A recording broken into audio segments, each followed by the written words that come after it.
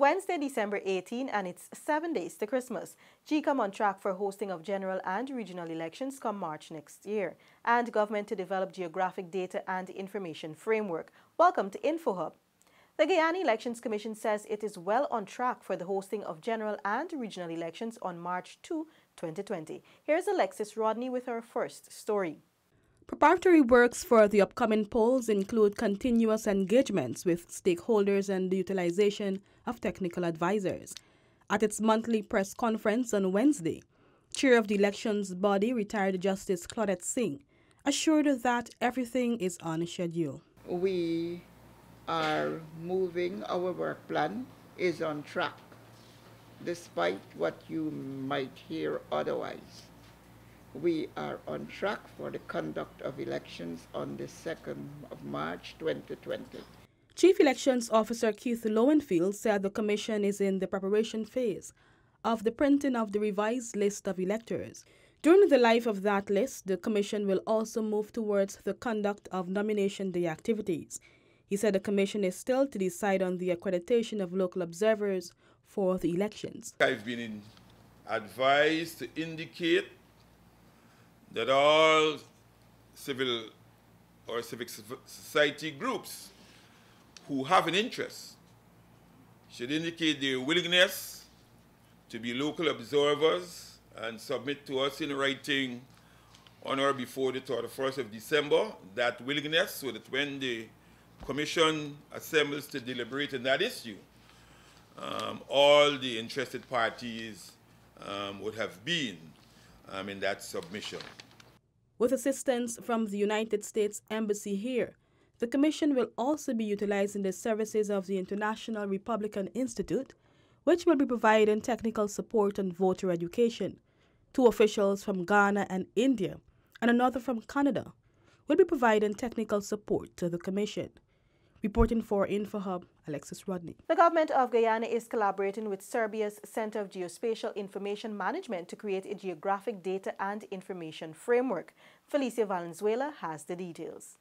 This geographic data and information framework is referred to as a geospatial database, which is a computerized geographic location identifier. It's a virtual space where geographic information is stored for the purpose of topology and mapping in relation to boundaries on Earth, such as natural or structured features, including in the ocean as well. Earlier on Wednesday, Manager of the Information Systems Division at the Guyana Lands and Survey Commission, David Cole, explained that at the moment the government, through the GL and SC, was in discussion with Serbia to formalize cooperation between the 2 countries to create a spatial database for Guyana. In an agency like ours, a land agency like ours, it's geospatial information is fundamental. And not just for lands and surveys, but many other agencies across government. And you can call any ministry, and they all have a relation from education to health to housing and the registries. Everybody has some relationship to land and relationship to a geographical location.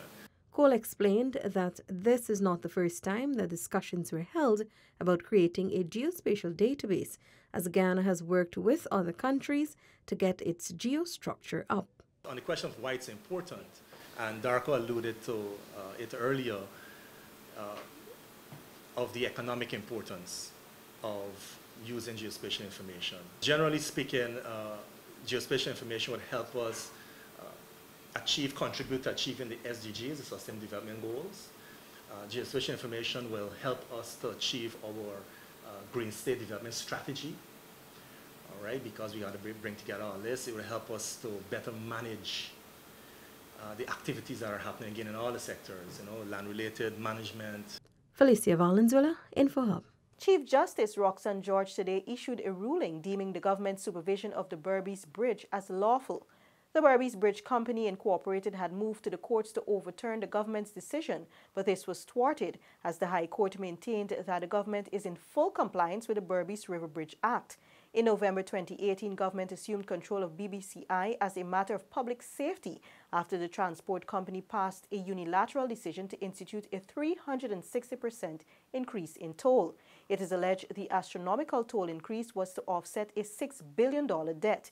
The Chief Justice contended the decision by the Board of Directors could not have been lawfully made without consultations with the Minister of Public Infrastructure, as is required by the Berbice River Bridge Act. More on this story can be read on our website dpi.gov.gy. During a media conference earlier this week, Director of the Department of Energy, Dr. Mark Bino, updated the media on several issues within the oil and gas sector. Senior Communications Officer Anara Khan brings us that update. Among the matters addressed was the signing of the crude lifting agreement. The crude lifting agreement was finalized and signed on December 10th. As previously indicated, it lays out the modalities to operationalize the crude lifting arrangements as per the AIPN template. I'm happy to say as well that that agreement we received as the modus operandi applied.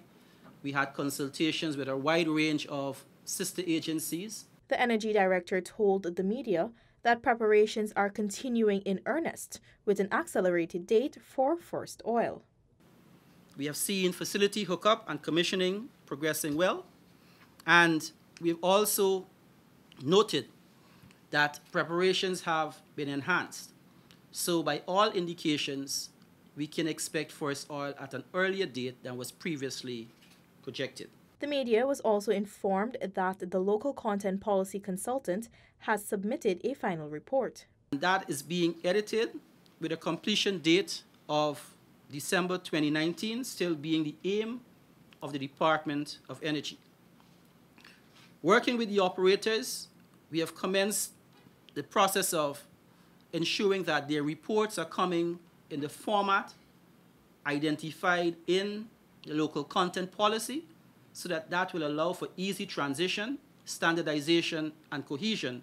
Dr. Bino added that the construction of the Liza Unity is progressing smoothly. For InfoHub, Anara Khan.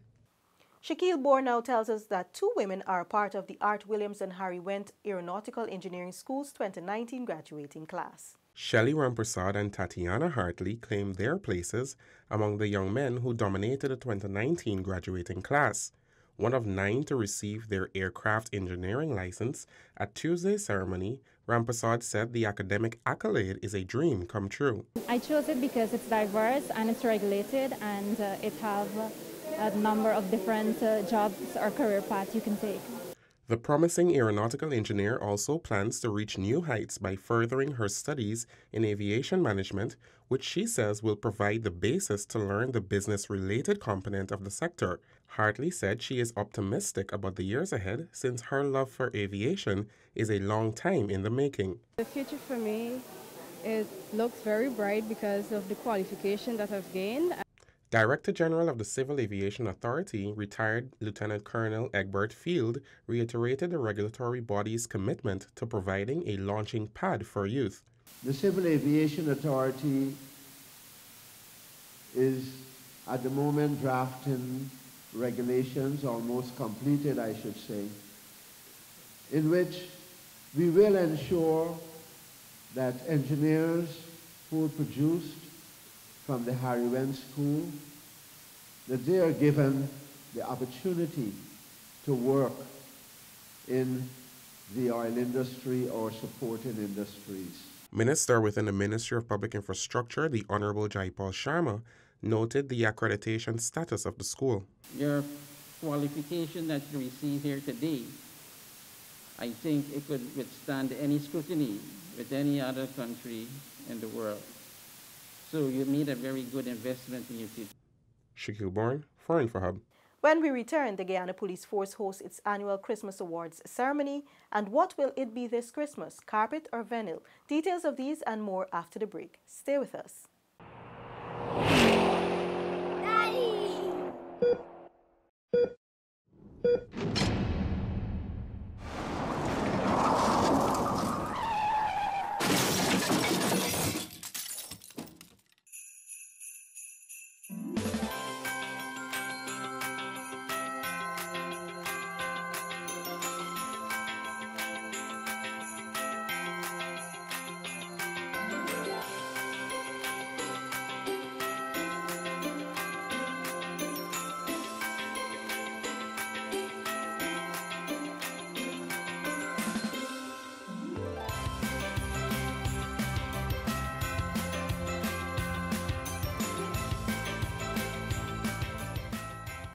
Welcome back.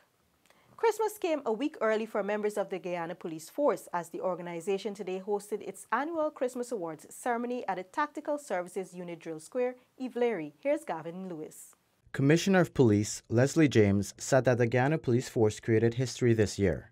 We're here in traditional style to embrace the impending Christmas season. And of course, to reward positive action, good work of our ranks. The Guyana Police Force as a collective continues to do well in all the circumstances.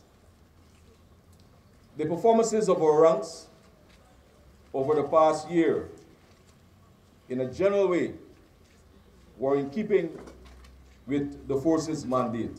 As you know, today's activity is a permanent fixture within the force's calendar of events where deserving ranks will receive incentives and commendation. The sum today that will be given out is to the tune of $21.3 million. Deputy Commissioner, Administration, Paul Williams noted that the awardees were judged for the entire of 2019. There are criteria set out. This look at the aspect in terms of ranks, general and overall performance throughout the entire year. Not on the premise or the aspect because of one goodwill or good act, but it's on the basis of continuous support. Today will be a day in history because never before did a member of the Joint Services would have been in receipt of a special award at our annual award ceremony. Reporting for InfoHub, Gavin Lewis. Christmas is the perfect time to make things special around the house. While the lights and the tree are your centerpiece, you want something to bring it all together. And the answer is right beneath your feet. InfoHub took its camera to the streets to have Guyanese tell us which will be their choice this Christmas, carpet or vinyl.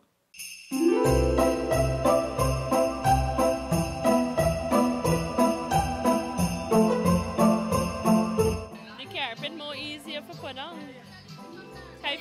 If you have to work, right?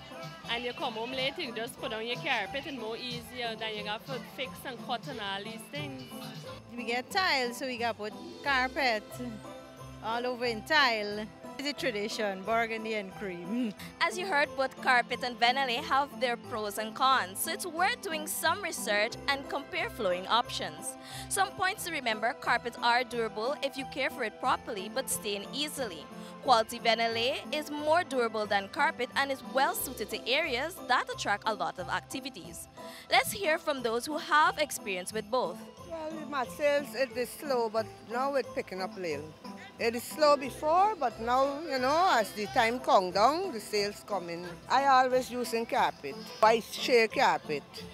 I don't use vinyl, some only in my kitchen. And right now I go in for the more dear one. As you can see, we get a wide variety of carpets out there right now. And cement curtains as well. You don't know, you could come down, stop and shop. Vinyl in all size, pattern and description.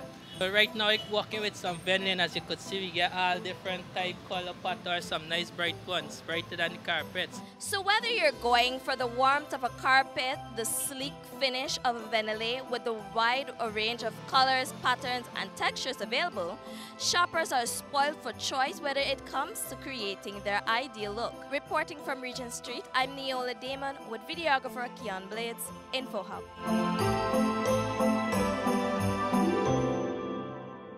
That's all for today. Connect with us on WhatsApp, Facebook, and YouTube. Much more news is on our website, dpi.gov.gy, and pop over to Instagram for the latest photo updates at DPI Guyana. Also, remember to subscribe to our WhatsApp on 608-4111 to experience our new product, Info Plus, and keep informed on developments across the country. Your bridge and weather reports are up next. Goodbye.